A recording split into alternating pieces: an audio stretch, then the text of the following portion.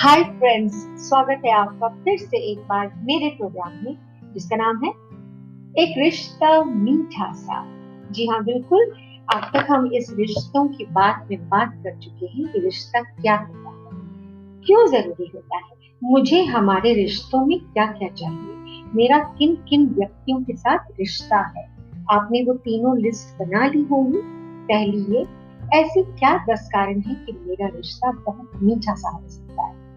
मुझ में ऐसी क्या खूबियां हैं, मेरी नजर में, मेरी आदतें, मेरा स्टेचर, मेरा स्टेटस वगैरह वगैरह। और दूसरी लिस्ट थी, मुझे रिश्ता क्यों नहीं कोई मुझसे बनाएगा, मेरी खामियां क्या है, मेरी कमियां क्या है, जो हम सेल्फ डेप्रिसिएशन करते रहते हैं, उसकी लिस्ट। और तीसरी लिस्ट जो आपने बनानी थी वो इस बात की बनानी थी कि भाई मेरी जिंदगी में कितने लोगों के साथ मेरा रिश्ता है, starting from my mother and father, मेरे मामा पापा से लेकर मेरे भाई बहनों के साथ, मेरे संबंधियों के साथ, मेरे फ्रेंड्स के साथ, मेरे स्टाफ के साथ, मेरे आसपास की दुनिया के साथ, पृथ्वी के साथ, आकाश के साथ, मेरे साथ। एक लिस्ट बनानी थी कि मेरे जीवन में कौन कौन व्यक्ति है, और फिर आपने उसका अवलोकन करना था, उसको टेस्ट करना था, उसके आगे लिखना था कि भाई जिस जिसके साथ मेरा रिश्ता है उस रिश्ते का बेस क्या है। जानते हैं वो जरूरी क्यों है जानना, बेस क्या है। तो पहले मैं तीसरी लिस्ट की बात करती हूँ कि बेस जरूरी क्यों है। वो इसलिए कि हमारा जो रिश्ता है वो हमको चेक करना है, वो नीड बेस्ड है। क्या मेरी किसी नीड को पूरा करना है। जैसे कि हमको जिंदा रहने के लिए ऑक्सीजन नीड होती है हमारी, कि उसके बिना हम जी नहीं सकते। तो कहीं वो व्यक्ति ऐसा तो नहीं कि मेरे लिए ऑक्सीजन का सिलेंडर बन गया कि अगर वो चला गया तो मैं जी नहीं पाऊंगा, जी नहीं पाऊंगा। और वो मेरी नीड पूरी कर रहा है, मेरी फाइनेंशियल नीड पूरी कर रहा है, मेरे अकेलेपन को दूर करने की नीड पूरी कर रहा है, मेरे को बहुत अच्छा सा फील कराता है, मेरी नीड है, वो मेरी जरूरत बन गया है। और एक रिश्ता होता है जो वांट को टिकाता है, वो इसलिए कि तुम हो, मैं हूँ। हम दोनों जब इकट्ठे बैठते हैं तो बड़े अच्छे से मजेदार जिंदगी बिताते हैं। तो वो है I want to be with you. मुझे मालूम है तुम में क्या नुक्स है, मुझे मालूम है तुम में क्या अच्छी बातें हैं, मुझे ये भी मालूम है कि तुम्हें कभी कभी गुस्सा आ जाता है, तुम चिल्लाते हो, चिल्लाती हो, जमीन पे कपड़े फेंक देते हो, गैस नहीं बंद करते हो, बात नहीं करते हो, प्रॉमिस करके भूल जाते हो, झूठ बोलते हो, कभी कभी लेट आते हो, लेकिन मुझे जताते हो कि ऑफिस में बहुत काम था, वगैरह वगैरह वगैरह। हमारी लिस्टों की कोई लिमिट थोड़ी ना है। तो आपकी जो भी लिमिट है, स्टिल उनके बावजूद जब आप रिश्ता बनाते हैं तो वो वांट होता है। अब want to be with you is my choice. वो फिर मजबूरी का नीड का रिश्ता नहीं होता, वो वांट का होता है, वो आपकी चॉइस का रिश्ता है। तो जनाब, जब आप चॉइस करके रिश्ता बनाते हैं तो फिर अब आप लिस्ट नंबर 1 और 2 पे आ जाए। पहले ये कि मुझे जो मैंने अपने लिए तय किया है कि ये मेरी आइडल पिक्चर, मेरी नजरों में मेरी तस्वीर, आई एम लवेबल बिकॉज, आपने उसकी खूब सारी बातें लिखी होगी। मेरी आदत बहुत अच्छी है, मैं लॉयल हूँ, मैं पंक्चुअल हूँ, मैं टाइटी हूँ, मैं बड़ा सा पैकेज कमाता हूँ, कमाती हूँ, मेरी सोशल स्टैंडिंग बहुत अच्छी, मैं I mean I should be very desirable. वो लिस्ट में आपने लिखा होगा। तो आपने जब ये लिखा है, फिर जब आपके पार्टनर से आपकी बात होती है तो उस समय बात करते हुए आपको महसूस क्या होता है, जब कम्युनिकेशन होती है आप दोनों के बीच में, उस समय पे आप जब वो लिस्ट को टिक ऑफ करते हैं तो क्या सारे पॉइंट 80% तक टिक हो जाते हैं? Yes yes yes. तब वो रिश्ता टिका हुआ है कि वो पार्टनर आपकी वो नीड पूरी कर रहा है, जरूरत पूरी कर रहा है ना। अगर नहीं करेगा तो आपको आपको लगेगा ये तो खाता बैंक का खाली हो रहा है, डेट में चला गया, ये तो खाली हो रहा है, इसमें तो कुछ भर ही नहीं रहा है, इसमें कोई पॉजिटिव स्ट्रोक्स कोई दे ही नहीं रहा है।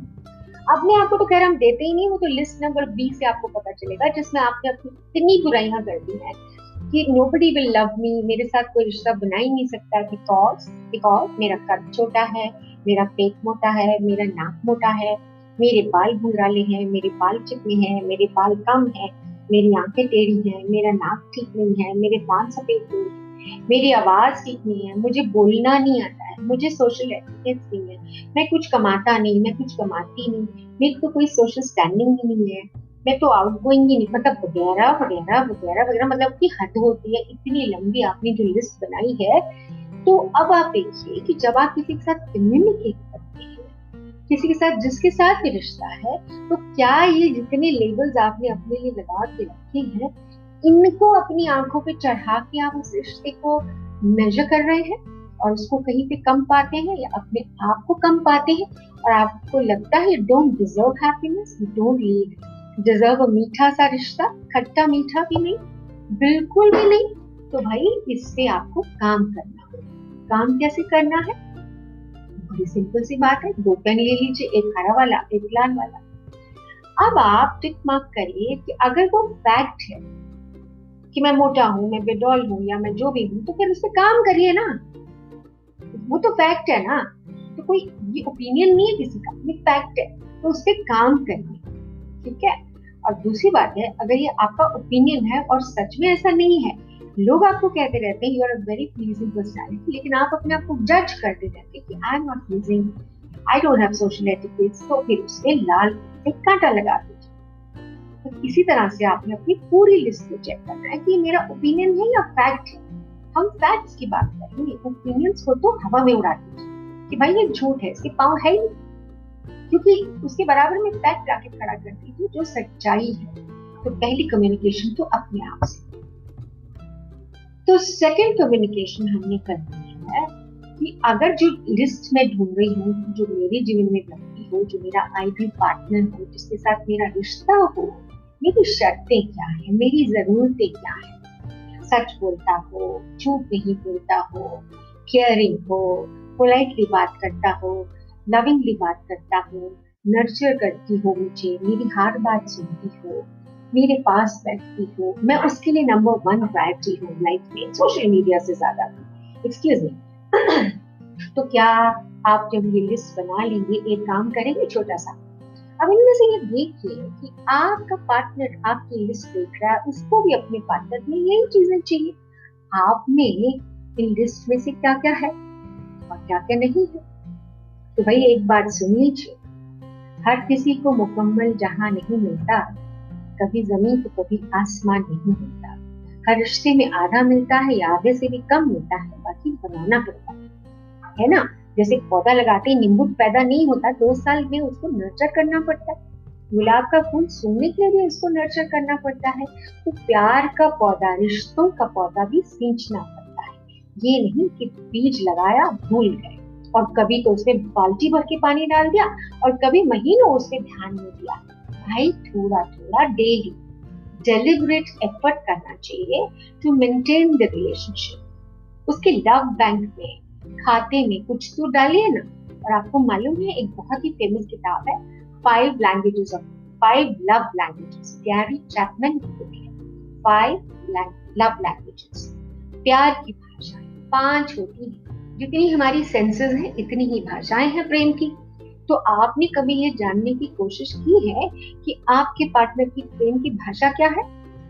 जो आपकी लव लैंग्वेज है, हो सकता है वो आपके पार्टनर की लव लैंग्वेज हो ही ना, है ना। किसी की एक्ट ऑफ सर्विस होती है कि उनका कोई डस्टबिन बाहर फेंको, उनके लिए कुछ बाहर से ले आओ, उनका छोटा सा काम कर दो, तो उन्हें लगता है दे आर लव्ड, उनको लगता है उनको प्रेम किया। आप उनके लिए मायना रखते हैं, मतलब वो आपके लिए मायना रखते हैं, they matter to you. Everybody wants validation, सबको वैलिडेशन चाहिए होता है, सबको ये चाहिए होता है, कोई यकीन दिलाने वाला चाहिए होता है कि तुम उसके लिए बहुत इंपॉर्टेंट हो। तो एक भाषा तो होगी एक्ट ऑफ सर्विस, छोटे मोटे काम कर दिए, छोटे तो उनको लगता है कि मैं तो बस आसमान में उड़ रही हूँ। दूसरी बात कि कईयों की भाषा होती है कि उनके पास बैठे समय बिताएं तो उन्हें लगे कि आप उनको अहमियत दे रहे हैं अपने काम से ज्यादा। ठीक है। तो वो किताब पढ़ी, 5 languages of love, Gary Chapman की बुक है। और अपने प्रियतम की, प्रेयसी की, या जिनसे आपका रिश्ता है, मम्मी डैडी से है, साथियों से है, बॉस से है, स्टाफ से है, उनकी लैंग्वेज ऑफ लव क्या है। किसी किसी की लैंग्वेज ऑफ लव, अब जैसे मेरी है कि मुझे तो गुलाब के फूल चाहिए, हैप्पी बर्थडे बोलने वाला कार्ड चाहिए। अब हो सकता है मेरे पति देव की लैंग्वेज ऑफ लव इतना है कि कार में पेट्रोल है, ठीक टाइम पे बिल्स दे दिए, तो दैट इज हिज एक्ट कि भाई he is taking care of all the things which make my life comfortable for us, both of us. right? He keeps my mind stress free. That is his language of love for me. But that is not my language of love. उनके सारे काम zero हो जाते हैं अगर वो एक गुलाब का फूल मुझे मांगे। तो अभी हमने क्या किया है, मैंने समझ लिया है कि मेरी लैंग्वेज क्या है, उन्होंने समझ लिया है मेरी लैंग्वेज क्या है, और मुझे मालूम है उनकी लैंग्वेज ये है कि तीनों टाइम बैठ के मैं उनके साथ खाना खाऊं, चाहे मैं कितनी भी बिजी हो जाऊं, वर्कशॉप्स में, टॉक्स में, किसी भी चीज में, खाना हम इकट्ठे बैठ कर खाएंगे। 10 मिनट 15 मिनट के लिए फोन बिल्कुल अलग होगा, कोई कॉल नहीं लिया जाएगा। मैं 100% उनके लिए अवेलेबल हूँ, वो मेरे लिए 100% अवेलेबल है। नहीं तो आप काम करते करते भी अपने आप को कई बार गिल्टी महसूस करते, भाई मुझे ज्यादा टाइम देना चाहिए, मैं दे नहीं रहा हूँ, दे नहीं रही। वो कर लीजिए ना, 10 मिनट उनके पास बैठ लीजिए 3 टाइम खाना खाने के लिए, ठीक है। तो ये हमारी लैंग्वेज हुई कि हमने एक समझौता किया, हमने उस पर वर्क किया। पहले हमने उसको आइडेंटिफाई किया, फिर हमने उसको एक्नॉलेज किया, फिर हमने उस पर सोल्यूशन निकाला। हाँ, सोल्यूशन फोकस होना बहुत जरूरी है किसी भी रिश्ते के लिए, कम्युनिकेट करना चाहिए, लेकिन अक्सर हम क्या करते हैं, प्रॉब्लम फोकस्ड हो जाते हैं, हम सोल्यूशन फोकस नहीं, है ना।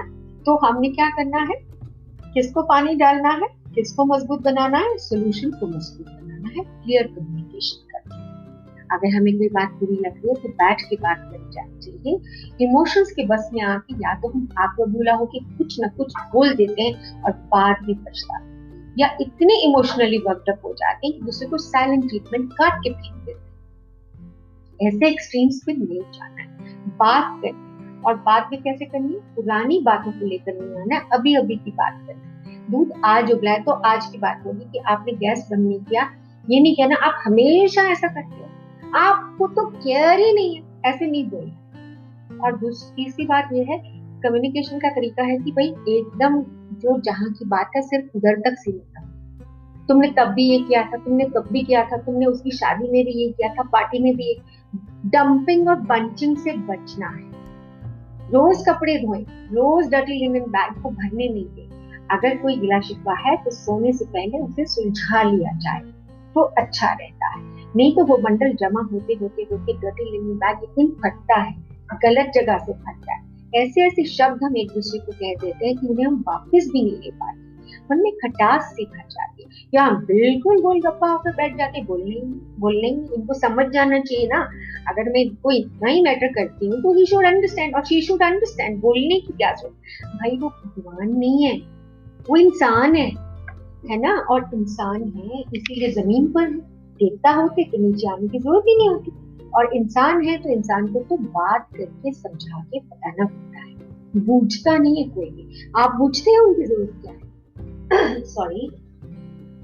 तो ये तो भी कम्युनिकेशन की बात। इन चीजों पर विचार कीजिए, अपनी लिस्टों पर विचार कीजिए, अपने लेबल्स पर विचार कीजिए, अपनी जरूरतों पे विचार कीजिए, अपने रिश्ते को देखिए कि वो नीड बेस्ड है या वांट बेस्ड है, कि आप एक दूसरे को स्वीकार करते हैं, अच्छे से कम्युनिकेट करते हैं, लड़ाई करके नहीं करते हैं, क्लियर बताते हैं, है ना। तो ये तो हुई हमारी कम्युनिकेशन वाले खंबे की बात।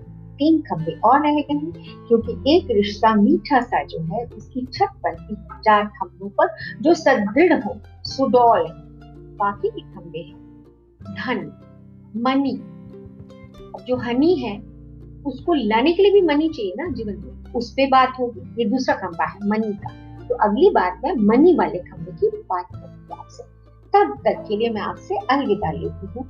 इंतजार कीजिए आने वाले एपिसोड का, एक रिश्ता मीठा सा, रेणु ठाकुर के साथ। सो अभी के लिए बाय।